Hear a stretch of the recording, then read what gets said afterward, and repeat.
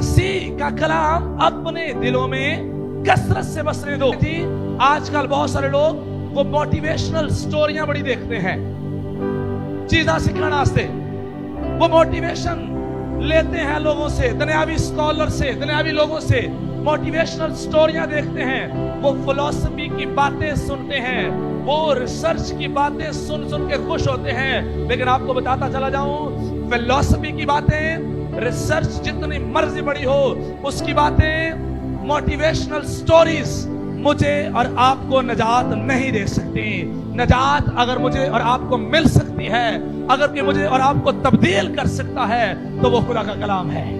लेकिन आप गौर करके देखें, कलीसिया के लोगों को, चर्च के लोगों को कलाम इन्ना साडे अंदर नहीं है जिन्नियां बाबियां दी स्टोरियां, फिल्मां दी स्टोरियां, कई तो कलाम सुनाते सुनाते भी फिल्म की स्टोरी सुना देते हैं कि असीं हुण फिल्मां दी सबक लैणे रह गए ने साडे वास्ते।